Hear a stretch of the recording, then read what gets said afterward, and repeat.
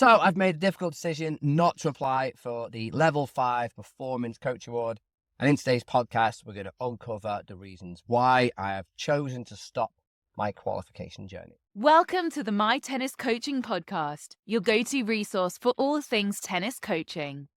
Your host is Steve Whelan. Here, we dive deep into ecological dynamics and constraint-led coaching practices. Whether you're a seasoned coach or just starting out, this podcast is designed to build your confidence, expand your knowledge, and refine your techniques. Join me as we challenge traditional methods, explore player-centered approaches, and transform your coaching experience. Let's take your coaching game to the next level together. Stay tuned for insightful discussions and practical tips that will make a real difference on and off the court. So welcome, as always, back to the podcast. Once again, we are a video podcast. Before we get into today's topic, please do me a huge favor. Please like and subscribe, whether you're on Spotify or you're on YouTube. If you are on YouTube, please consider joining as a channel member. As a channel member, you get access to my practice videos, so you can actually see the drills I do each and every day. You get access to our monthly meetups, which is a live Zoom meeting, coaches from around the world discussing lots of different topics. And you'll get access to my community, which is the community pages over on My Tennis Coach Academy. If you are interested, please check out the membership button on the YouTube page. Or if you listen on Spotify, head over to YouTube and check out that as well. So let's get into it. Just over a year ago, I applied for my Level 5 Junior International Performance Award. So it's a brand new qualification by the LTA here in the UK. And I sent my application in. It's been 20 years now since my last formal qualification. I'm a Level 4 performance coach. And over the years, I've done certain upgrades. And when things have changed, I've always maintained the sort of level 4 award. And I didn't really need to do my Level 5. I don't need it for the role that I do as a coach and as an educator. I don't need to do a Level 5. I wanted to do it. A couple of reasons. Number one, I wanted to challenge myself. It's been 20 years since I've done a tennis qualification. It's the highest qualification here in the UK. And they have redone it recently as well. And from what I was led to believe, it's a bit more non-linear. It's a bit more player-centered, which obviously if you watch the channel, I'm all in for. So I thought, okay, I really want to get involved in this. And it might challenge some of my thinking as well, because obviously I'm in an ecological dynamics position, ecological psychology, and most national governing bodies will have a traditional way of thinking and a framework. So I want to go in and have some of my ideas challenged by some of the best coaches in the country. And I applied for it and I was not successful. And the reason why I wasn't successful, because I wasn't working with the player of the standard that they thought was suitable for the qualification, which is a bit annoying because I've previously worked national juniors. Some have gone on to international tennis.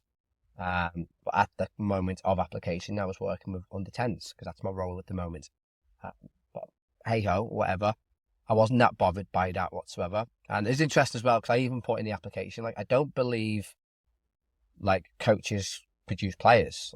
I think this is, and one of the questions was, can you list the name of the players you currently work with or you have worked with in the past? And I said, well, I've worked with lots of players in the past who've gone on to do great things, but it might not be down to me. And that's up to the player to turn around and say, you know what, I made it here because of Steve.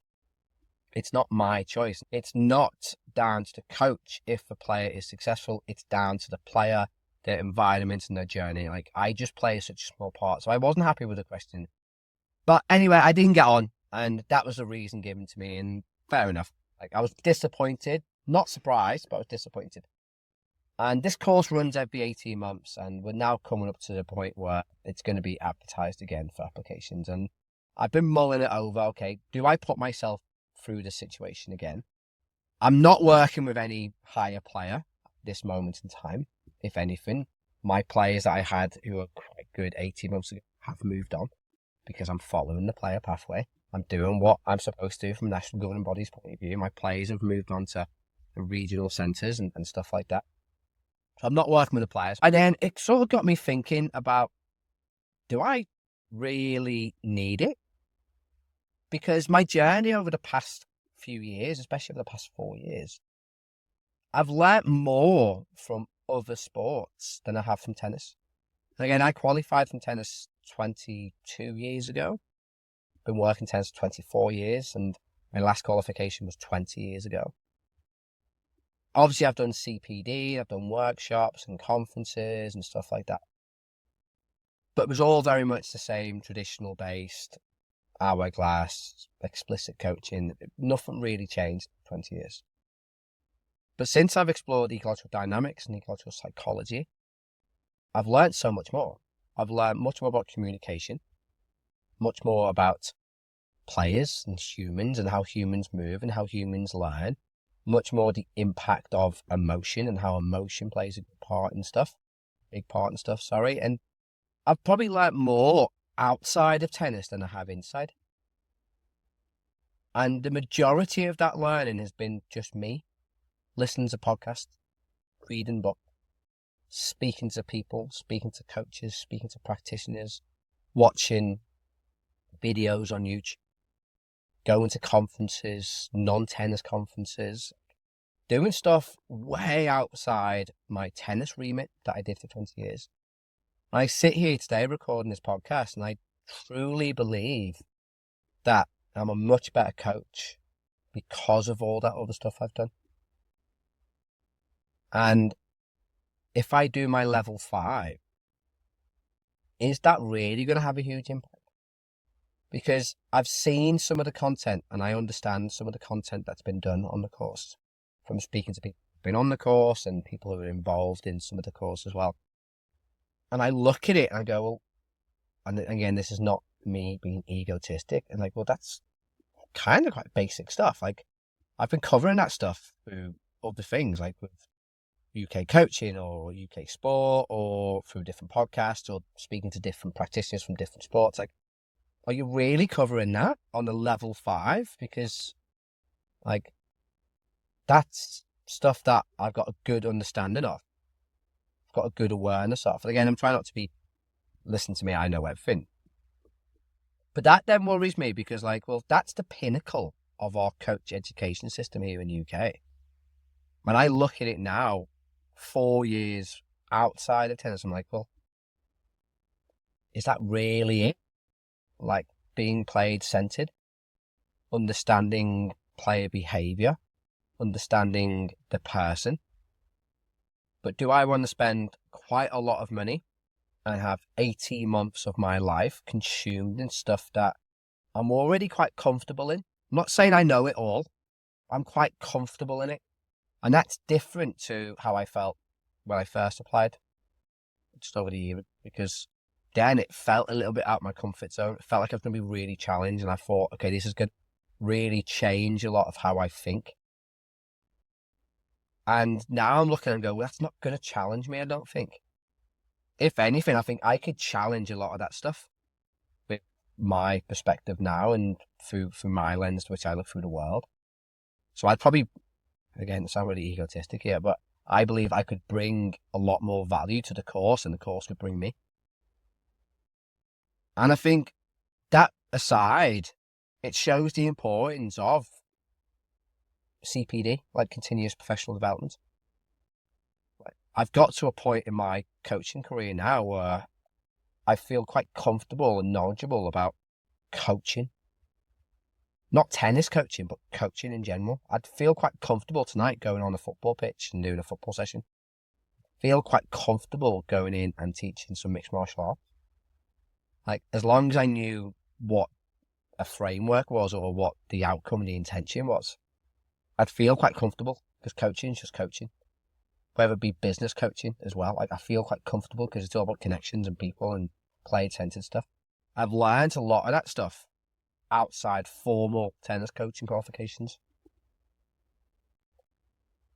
And I was having a chat yesterday with a coach, a good friend of mine, and we were talking about, like, you don't complete coaching.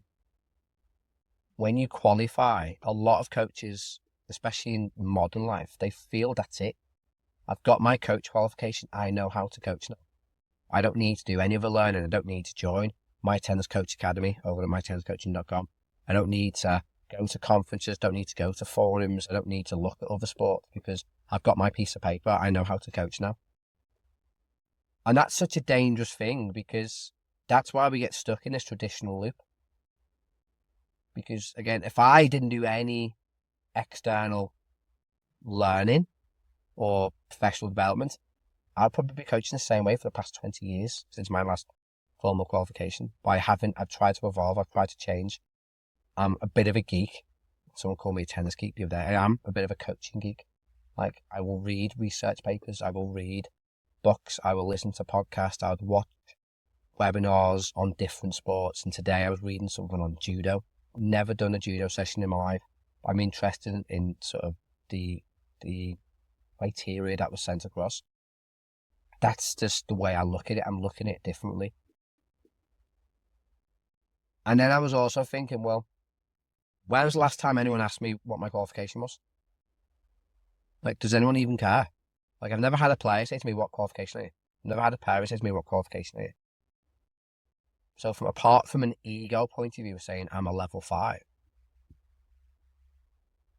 what good is it going to do if it's not going to challenge my thinking? If it's not going to make me a better coach because I'm already on that journey, why would I need to do it? Just because I can say I'm a level 5 and then I can put it on my CV, get my level 5 performance coach. I probably don't have desire to work full time in a performance landscape. So if I don't want to work full time in a performance landscape, why do I want to put myself through a lot of money, or get rid of a lot of money and put myself through 18 months worth of work? And it brings that question which we discussed before on the podcast, like, should we have levels in coaching? Should we have levels in coach education? Because you never complete it. So if I do my level 5, there's nothing else out there for me. I've got a level 5 if I did do it. So I can't go any higher. There's no level 6. I've got a qualification in tutoring skills within tennis. So there's nothing else in tennis in the UK for me. So what else do I do? How else do I keep getting better? How else do I evolve? And some coaches will stop at a level 2. Some coaches stop at level 3. Be like myself, probably potentially not stop at level 4. Because I've evolved past formal tennis coaching qualifications. And I do believe tennis coach qualifications do have a purpose and a part. But would it be great if we had some type of system where you never pass or fail? You never qualify. You never get rejected or accepted onto higher tiers. You just continually evolved within a system of constant learning.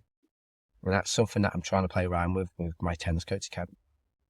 Like, okay, there's no formal assessment, but like, imagine having just a coach education system where you could just keep improving as your own self. You just keep improving yourself. You're not meeting frameworks, you're not meeting criteria, you're not ticking boxes. So that's the reason why I've decided not to apply. I might apply in the future, who knows what the future holds, but at this current time, I don't see the value in me applying. I don't think I'll get in anyway, to be honest. I don't think I'll be accepted, which is a different argument for a different day. But yeah, let me know what you think. What qualification are you? Are you looking to do your future levels? If not, why not? What's stopping you? Leave me comments in the box below, either on Spotify or obviously in the comments on YouTube. Until next week, apologies for the cap. I have really bad hair. Apologies for the voice. I still have a cold. And I will see you next week. Thank you for tuning in to the My Tennis Coaching Podcast. If you enjoyed today's episode, be sure to subscribe so you never miss an update. Your support helps us bring more insightful discussions and valuable tips to enhancing your coaching journey. Don't forget to follow us on Instagram at MyTennisCoaching for daily inspiration, coaching advice, and behind-the-scenes content. Stay connected, stay inspired, and keep pushing the boundaries of your coaching skills. Until next time, keep fostering growth, innovation, and excellence on and off the court.